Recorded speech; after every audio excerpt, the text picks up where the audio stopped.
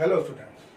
But today we will going to study about our remaining accounting concepts. But in our previous video we had study about starting 5 concepts: separate business entity concept, money measurement concept, dual aspect concept, accounting period concept, going concern concept. बेटा हम starting 5 concept के बारे में बात कर चुके थे, जिसके अंदर सेपरेट बिजनेस इंटाइटी कॉन्सेप्ट में हमने देखा कि अपने लिए business and owner of business both are two different person, मतलब अपने लिए बिजनेस खुद एक पर्सन है। फिर नेक्स्ट मनी मेजरमेंट कॉन्सेप्ट में हमने देखा कि हम अकाउंटिंग में उन्हीं ट्रांजेक्शन्स को रिकॉर्ड कर पाएंगे जिन्हें हम मनी टर्म्स में मेजर कर सकें। फिर ड्यूल एस्पेक्ट कॉन्सेप्ट, जिसके अंदर हमने देखा कि अपनी जो अकाउंटिंग होगी उसमें जो भी ट्रांजेक्शन्स होंगे जिनको हम रिकॉर्ड करेंगे उनमें इस ट्रांजेक्शन में हमें 2 एस्पेक्ट, एक डेबिट साइड के लिए और एक क्रेडिट साइड के लिए मिलेगा और अपनी अकाउंटिंग बोथ साइड के लिए कंटिन्यू चलेगी। Next accounting period concept. इस कंसेप्ट में मैंने आपको बताया था कि अपनी जो अकाउंटिंग होगी, जिसमें गोइंग कंसर्न कंसेप्ट हमने देखा था कि बिजनेस की लाइफ एक इनडेफिनेट पीरियड के लिए कंटिन्यू चलती जाएगी, मतलब बहुत लॉन्ग पीरियड के लिए बिजनेस चलेगा। तो उस बिजनेस की लाइफ को हम छोटे छोटे पीरियडिकल पार्ट में जो हमने डिवाइड करना बताया था, तो ईच पार्ट हमारा क्या था, अकाउंटिंग पीरियड। कि अकाउंटिंग एक सर्टेन पीरियड के लिए होगी और ईच पीरियड अकाउंटिंग पीरियड होगा। और गोइंग कंसर्न कंसेप्ट जो जस्ट मैंने बताया था कि बिजनेस की लाइफ एक इनडेफिनेट टाइम के लिए चलेगी। थोड़ा इन 5 कंसेप्ट में बात कर चुके थे। Now next consistency concept. Consistency concept means बड़ा अकाउंटिंग की जो एंजम्पशन है वो हमें जो बातें बताती है, अकाउंटिंग में ये बहुत जरूरी है कि ये चीजें होनी चाहिए अकाउंटिंग के अंदर। जैसे कि कंसिस्टेंसी कंसेप्ट ये कहता है कि जो अकाउंटिंग मेथड्स, जो अकाउंटिंग टेक्निक्स, रूल्स आप एक पर्टिकुलर ईयर के लिए जो आपने यूज की है, तो आप इन फ्यूचर भी वही accounting technique, concept, methods use करें। मतलब आप रिकरिंग बार बार फ्रिक्वेंटली बेस पे अकाउंटिंग टेक्निक और मेथड्स में चेंज नहीं कर सकते। अगर ऐसा करते हो तो बड़ा जो अपने अकाउंटिंग के जो यूजर्स हैं, जिनके लिए हमें अकाउंटिंग कर रहे हैं, तो बार बार वो मिसगाइड होंगे कि आप कई बार तो इस टेक्निक से कर लेते हो, कई बार इस टेक्निक से कर लेते हो।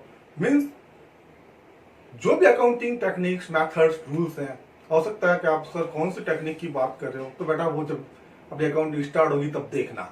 जैसे कि फॉर एग्जाम्पल जब डेप्रिसिएशन चैप्टर पढ़ेंगे, कई मेथड्स होगी डेप्रिसिएशन लगाने की, S straight line method, WDV method. तो हमने बिजनेस के लिए डेप्रिसिएशन की जो एक मेथड सेलेक्ट कर ली, इन फ्यूचर लाइफ में भी उसको कंसिस्टेंट रखना है, वही मेथड यूज करते रहने। मतलब अकाउंटिंग टेक्निक्स में आपको बार बार चेंज नहीं करना है। हाँ, अगर कोई अकॉर्डिंग टू रूल्स कोई एक्ट आ गया, जिस एक्ट के अकॉर्डिंग आपको अकाउंटिंग में चेंज लाना है, जैसे कंपनी के लिए कंपनी एक्ट 2013 काम करता है, उसमें कोई अमेंडमेंट हो गया और उसमें कोई आज से आपको ये अकाउंटिंग टेक्निक यूज करनी है, तो ये नाम चेंज कर सकते हैं। या अकाउंटिंग टेक्निक को चेंज करना अपने बिजनेस के लिए बेनिफिट में हो, तो हमें अकाउंटिंग टेक्निक मेथड्स चेंज करनी चाहिए। अदरवाइज हमें हर साल हमने जो अकाउंटिंग पीरियड देखा था कि हम बिजनेस की लाइफ को, जो बिजनेस की डिफरेंट लाइफ है, उसको छोटे छोटे पॉलिटिकल पार्ट में बांटेंगे और इस पार्ट के लिए हम अकाउंटिंग रखेंगे। तो उस हर साल ईच ईयर हमें अकाउंटिंग क्या रखनी है, कंसिस्टेंट रखनी है, सेम रखनी है, चेंज नहीं करना। यह था अपना कंसिस्टेंसी कॉन्सेप्ट। मीन्स क्या हुआ इस कॉन्सेप्ट के अकॉर्डिंग कि अकाउंटिंग टेक्निक में एज ए पॉसिबल चेंजेस नहीं लाना है। एक बार जो टेक्निक मेथड हमने यूज की, इन फ्यूचर भी उसी को कंटिन्यू यूज करना है। नेक्स्ट बेटा कंसेप्ट अपना full disclosure concept. Full disclosure concept, इसके नाम से क्या पता चलता है, फुल डिस्क्लोज। मतलब अकाउंटिंग में हम जो इंफॉर्मेशन अपने यूजर्स को देंगे या जो इंफॉर्मेशन अपने यूजर्स को प्रोवाइड करने के लिए हम अकाउंटिंग कर रहे हैं, तो बेटा उस इंफॉर्मेशन को पूरा डिस्क्लोज करो। मतलब कुछ हाइड मत करो, अपने यूजर्स से कुछ छिपाओ मत। बेटा अगर कुछ छिपा रहे हो, कुछ हाइड कर रहे हो, तो इसका मतलब वो अकाउंटिंग इनकम्प्लीट अकाउंटिंग है, या वो मीनिंगलेस है, वो इनरिलेवेंट रहेगी। यूजर्स को जो इन्फॉर्मेशन चाहिए वो पूरी इन्फॉर्मेशन नहीं मिल रही है। मतलब एज ए पॉसिबल अगर कोई भी अकाउंटिंग इन्फॉर्मेशन है, कोई भी ट्रांजेक्शन है, तो उसको जितना आप डिस्क्लोज कर सकते हो, जितना शो कर सकते हो, पूरा डिस्क्लोज करो। जैसे कि जब एंट्रीज करेंगे, तो एंट्रीज में कंप्लीट कौन सा अकाउंट डेबिट हुआ, कौन सा अकाउंट क्रेडिट हुआ, हम नीचे उसका नरेशन भी देंगे, विवरण भी देंगे कि भाई ये गुड्स परचेज हुआ था, इससे परचेज हुआ था, इस रेट पे परचेज हुआ था, पूरा डिस्क्लोज करेंगे उस ट्रांजेक्शन को। इवन जब हम कंटीजेंसी लायबिलिटी पढ़ेंगे, ऐसी लायबिलिटी, जब टाइप्स ऑफ लायबिलिटी का टॉपिक लेंगे, ऐसी लायबिलिटी होगी जो भी अकाउंटिंग में आई नहीं है, फिर भी हम उन लायबिलिटीज को बैलेंस शीट के नीचे नोट के रूप में शो करेंगे।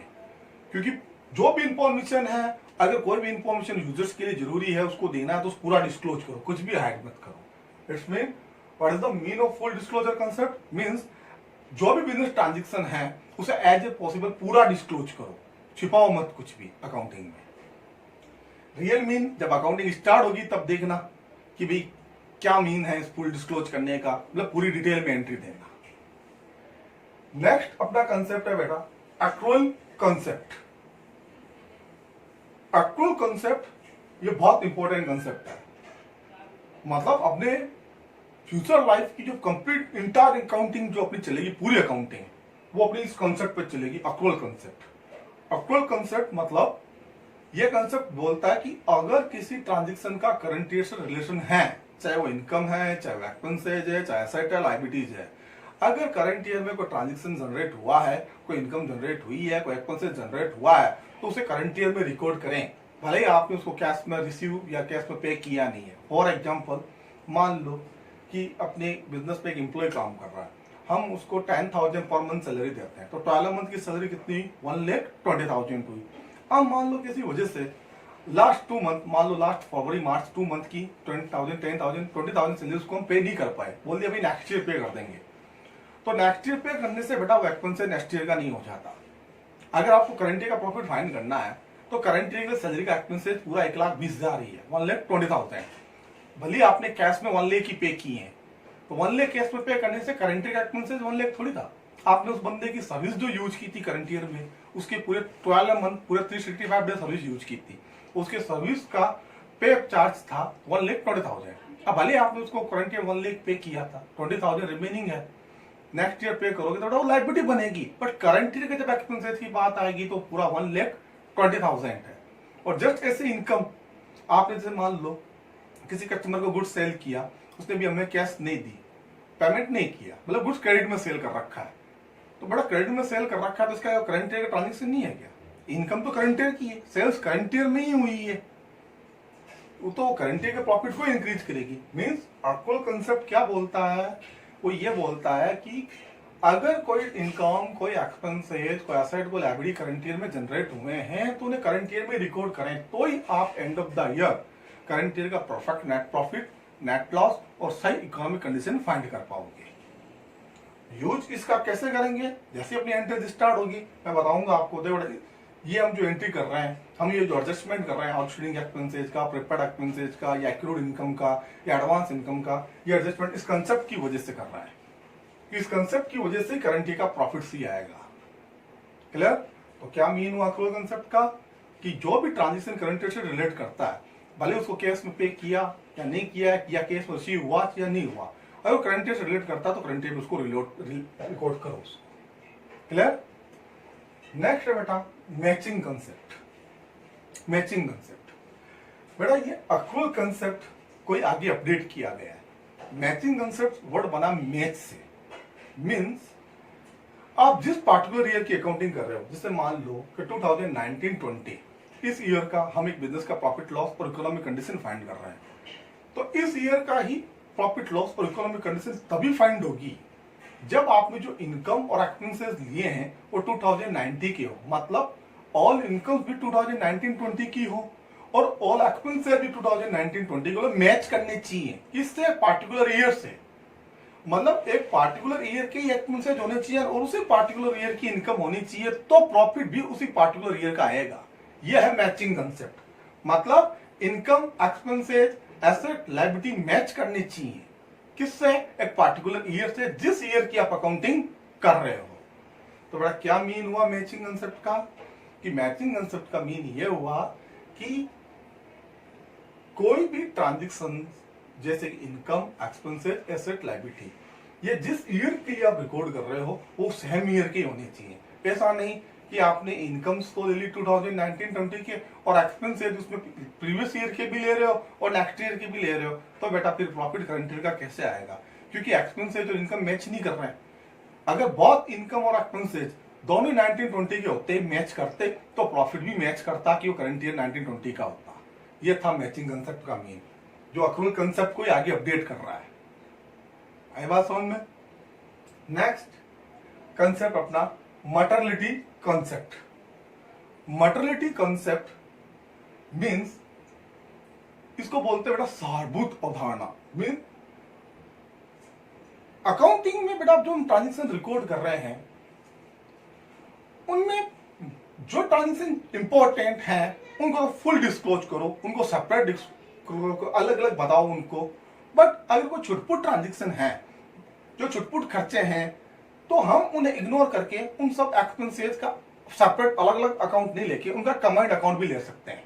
जैसे कि अगर मैं बोलूँ कि बिजनेस में 1 लाख की मशीन खरीदी, 1 लाख की सैलरी पे की, 2 लाख का रेंट पे किया, इंटरेस्ट पे किए, तो ये तो बेटा एक इंपॉर्टेंट ट्रांजेक्शन बन रहे हैं, तो उन सबको हम सेपरेट सेपरेट शो करेंगे, सबको अलग अलग।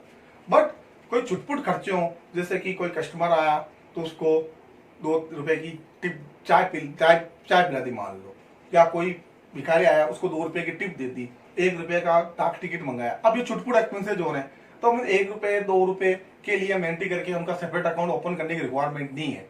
हम उनका क्या करेंगे, कमांड अकाउंट, सन्ड्री एक्सपेंसेस, विविध खर्चे नाम से अकाउंट ले लेंगे और छुटपुट खर्चों को उसमें डाल देंगे। हाँ, अगर हमारे अकाउंटिंग के जो यूजर्स हैं उनको अगर बात समझते उनको बोल देंगे भाई ये छुटपुट खर्चे हैं, उनको अलग अलग अकाउंट नहीं लिया, सेपरेट और एक बड़ा अकाउंट ले लिया मेन, भाई सन्ड्री एक्सपेंसेस अकाउंट, जिसमें सारे छुटपुट अकाउंट है। तो मटर्निटी कंसेप्ट कहता है महत्व की अवधारणा।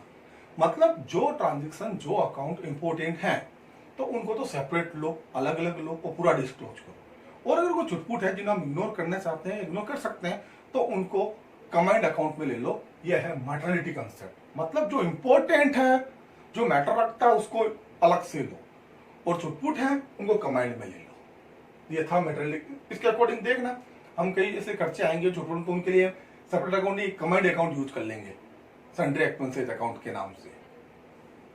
तो ये था मटर्निटी कंसेप्ट। मतलब जो मैन है, इंपॉर्टेंट है, उनको तो सेपरेट शो करो, और छुटपुट है उनको कमांड में ले लो। उसके बाद बेटा अपना कंसेप्ट है प्रूडेंस कंसेप्ट या कंजर्वेटिज्म कंसेप्ट। प्रूडेंस कंसेप्ट या कंजर्वेटिज्म कंसेप्ट, इसको कहते हैं रूढ़िवादी अवधारणा। मतलब यह कंसेप्ट ये कहता है कि आप अपने बिजनेस को फ्यूचर में होने वाली लॉसेज के लिए रेडी करो। मींस अगर फ्यूचर में कोई लॉसेज, फ्यूचर में कोई एक्सपेंसेस जनरेट होने वाले हैं, तो उनके लिए आप अभी से बिजनेस में अकाउंटिंग करना स्टार्ट करो, जिसके लिए आप पढ़ोगे प्रोविजन बनाना। अभी मैं कुछ भी बोलूंगा बट प्रोविजन के बारे में आपको इतना समझ में नहीं आना है। बस जैसे एक एग्जांपल लेके बताता हूँ। जैसे मान लो इन फ्यूचर आपका कोई कस्टमर पैसा डुबा सकता है, बैड कर सकता है, तो एक लार्ज अमाउंट नेक्स्ट ईयर के पिंडल में डालोगे तो बेटर है कि अभी से उसके लिए अकाउंटिंग करना स्टार्ट करो। थोड़ा लॉस अभी मान लो पिंडल से लॉस निकाल के प्रोविजन बना लो, ताकि फ्यूचर के लिए आप उस लॉस के लिए रेडी रहें। मतलब बिजनेस की फाइनेंशियल सिचुएशन इफेक्टेड ना हो। डेप्रिसिएशन भी क्या होगा बेटा, ये अपना प्रूडेंस कंसेप्ट ही होगा कि फ्यूचर के अंदर कोई मशीन, कोई एसेट्स यूजलेस हो जाएगी, हट जाएगी, लॉस एक साथ जनरेट होगी, बट हम ईच ईयर अकाउंटिंग करके लॉस थोड़ी थोड़ी मेंटेन करके फ्यूचर के लिए प्रिपेयर रहेंगे। मीन्स प्रूडेंस कंसेप्ट ये कहता है कि एनी एंटिसिपेटेड लॉसेज या expenses will be generate in future, जो फ्यूचर में जनरेट होंगे उन्हें अभी से प्रोवाइड करो, अभी से रिकॉर्ड करो। बट जस्ट रिवर्स बात ये कि अगर कोई फ्यूचर में कोई प्रॉफिट या इनकम जनरेट होने के चांसेस हैं, तो उसे तभी रिकॉर्ड करना जब वो इनकम वो प्रॉफिट जनरेट हो, उसे अभी मत रिकॉर्ड करना। मतलब बिजनेस को लॉसेज के लिए रेडी करो, प्रॉफिट होगा तब रिकॉर्ड करना। जैसे कि फ्यूचर में आप कोई गुड्स बेचोगे या फ्यूचर में कोई मशीन या कोई एसेट बेचो, प्रॉफिट होगा, तो अगर आपने उसको अभी रिकॉर्ड कर लिया, करंट ईयर का प्रॉफिट बढ़ा लिया, और नेक्स्ट ईयर अगर आप नहीं बेच पाए और लॉस हुई, तो बड़ा ये नेगेटिव साइन जाएगा। मतलब बिजनेस को हानियों के, लॉसेज के लिए रेडी करो। इसलिए ये कंसेप्ट कहता है कि कोई भी फ्यूचर में लॉसेज या एक्सपेंसेस जनरेट हो रहे हो तो उन्हें अभी से रिकॉर्ड करना स्टार्ट करो, इसके लिए हम प्रोविजन बनाएंगे। लेकिन किसी भी एंटिसिपेटेड प्रॉफिट और लॉस को अभी रिकॉर्ड मत करो। ये है बेटा प्रूडेंस और कंजर्वेटिव कंसेप्ट। इसी कंसेप्ट की वजह से ही हम एंड ऑफ द ईयर जो अपने बिजनेस का स्टॉक वैल्यूड करेंगे, हम उसको स्टॉक कि कॉस्ट वैल्यू और मार्केट वैल्यू जो विच और लोअर होगी, जो कम होगी, उस पर वैल्यूड करेंगे, बिकॉज बिजनेस को लॉसेस के लिए रेडी करेंगे, प्रॉफिट के लिए नहीं। प्रॉफिट होंगे तब जनरली उसको रिकॉर्ड कर लेंगे। ये था बेटा प्रूडेंस और कंजर्वेटिज्म कंसेप्ट। नेक्स्ट, कॉस्ट और historical cost concept. Cost concept बोल लो या हिस्टोरिकल कॉस्ट कंसेप्ट, ये कंसेप्ट वो कहता है कि बिजनेस में जो एसेट्स आ रही है, बिजनेस में जो एसेट्स जनरेट हो रही है, तो उनको उनकी रियल कॉस्ट पे रिकॉर्ड करो। जैसे कि आज हमने बिजनेस में एक मशीन परचेज की 1 लाख रुपए की, तो उसको उसकी रियल कॉस्ट 1 लाख पे रिकॉर्ड करो, और इन फ्यूचर भी इस मशीन का अकाउंट चलता रहेगा 1 लाख पे। जैसे आज 5 साल हो गए इस मशीन को परचेज किए हुए, तो भी ये मशीन अपने अकाउंटिंग बुक में अपनी हिस्टोरिकल कॉस्ट, अपने इतिहास में जो उसकी कॉस्ट क्या थी, 1 लाख रुपए थी, तो उसको 1 लाख रुपए पे ये अपना बैलेंस शो करेगी। हाँ, डेप्रिसिएशन लगा के उसको राइट ऑफ कर रहे हो, तो हमारे पास डेप्रिसिएशन की 2 मेथड होगी, प्रोविजन अकाउंटिंग, एक non provision accounting. Provision accounting maintain करेंगे डेप्रिसिएशन की, तो उसमें क्या होगा कि इस मशीन का आज 5 साल हो गए उसको लिए, तो भी अकाउंट में उसका बैलेंस हम 1 लाख रुपए शो करेंगे कि उसको 1 लाख रुपए में हमने खरीद रखी थी, और उसका आज तक का डेप्रिसिएशन प्रोविजन के नाम से अपने लिए अलग से चलता रहेगा। मींस कॉस्ट या हिस्टोरिकल कॉस्ट कंसेप्ट एसेट्स के पीछे है कि बिजनेस में जो एसेट्स आ रही है, तो वो जिस कॉस्ट पे आई थी पास्ट में, इतिहास में जिस कॉस्ट पे आपने उसको लिया था, वो उसको उसी कॉस्ट पे उसको रिकॉर्ड करो। ये होगा अपना हिस्टोरिकल कॉस्ट कंसेप्ट। जब एंट्री करेंगे तब देखना इस कंसेप्ट के अकॉर्डिंग करेंगे। नेक्स्ट कंसेप्ट है बेटा revenue recognization concept. Revenue recognization concept भी एक्चुअल कंसेप्ट से निकला हुआ कंसेप्ट है। ये कहता है कि जब आपने किसी रेवेन्यू को रिकॉग्नाइज कर लिया है, बिजनेस की किसी इनकम को रिसीव करने का राइट हासिल कर लिया है, देन ही उसको आप रिकॉर्ड करो। जब तक आप इनकम को रियलाइज करने का, वसूल करने का राइट आपके पास नहीं है, मतलब अभी तक रिकॉग्नाइज नहीं हुई, अभी वो इनकम जनरेट नहीं हुई है, तब तक आप उसको रिकॉर्ड नहीं करो। कैसे? एक कस्टमर ने आपको ऑर्डर दिया कि भाई 2 लाख का गुड्स उसको सप्लाई करना है, मतलब कि हमें उसको बेचना है, तो बेटा हमने अभी उसको हमें ऑर्डर दिया है, अभी हमारे रेवेन्यू जनरेट नहीं हुई है, और ना ही हम उसे 2 लाख रुपए लेने का राइट रखते हैं। जिस डेट पे हम उसको 2 लाख का गुड्स सप्लाई कर देंगे, उसको दे देंगे, उस दिन हमने वो इनकम रिसीव करने का राइट हासिल कर लिया, उस दिन हम एंट्री देंगे सेल्स की, उस दिन हम data account direct to sales के नाम से इनकम जनरेट करेंगे, बिकॉज हमने इनकम हासिल करने का राइट हासिल कर लिया। और अगर आप जब उसने ऑर्डर दिया था उसी टाइम अगर सेल्स मान लेते एंड नेक्स्ट टाइम अगर मान लो डील कैंसिल हो जाए, तो आपने तो इनकम ऐसी बढ़ा ली थी। मतलब यह कंसेप्ट यह कहता है कि अगर आपने इनकम को रिकॉग्नाइज कर लिया है, पहचान लिया है कि भाई इनकम होगी, श्योर है ये इनकम होगी, तब भी उस इनकम को आप रिकॉर्ड करें और अकाउंटिंग बुक के अंदर उसको रिकॉर्ड करके बिजनेस का प्रॉफिट लॉस और इकोनॉमिक कंडीशन फाइंड करें। तो बेटा ये थे अपने 12वें अकाउंटिंग कंसेप्ट, या इनको अकाउंटिंग एज्यूम्पशन बोल लो, अकाउंटिंग प्रिंसिपल बोल लो। इनका पूरा डिटेल के अंदर यूज आप जैसे जैसे एंट्रीज करते जाओगे, इन्हीं कंसेप्ट के बेस पे आप अकाउंटिंग करते जाओगे। In short, separate business entity concept, मतलब अब आपको ये आज से मान के चलना है कि हमारे लिए बिजनेस एक अलग पर्सन है और ओनर अलग पर्सन है, उसी बेस से आप अकाउंटिंग करना। मनी मेजरमेंट कंसेप्ट मींस हम उन्हीं ट्रांजेक्शन को रिकॉर्ड कर पाएंगे जिन्हें हम मनी टर्म्स में मेजर कर सकते हैं, मनी में माप सकते हैं। ड्यूल एस्पेक्ट कंसेप्ट मींस जिन ट्रांजेक्शन को हम रिकॉर्ड करेंगे उसमें इस ट्रांजेक्शन में हमें 2 एस्पेक्ट, 2 साइड मिलेंगे, एक डेबिट साइड और एक क्रेडिट साइड, और उनको बोथ साइड हम रिकॉर्ड करेंगे। Accounting period concept means business की जो लाइफ होगी, बिजनेस जो कंटिन्यू एक इनडिफिनिट पीरियड के लिए जो चलता रहेगा, उस लाइफ को हम छोटे छोटे पार्ट पे बांटेंगे। अदरवाइज अकाउंटिंग किस पीरियड के लिए करेंगे? भाई बिजनेस 100 साल के लिए चलता रहेगा तो 100 साल के बाद प्रॉफिट थोड़ी फाइंड करेंगे, कुछ गैप चाहिए होगा, तो वो जो गैप बनाएंगे हर टाइमिंग का, वो बनेगा अपना अकाउंटिंग पीरियड कंसेप्ट।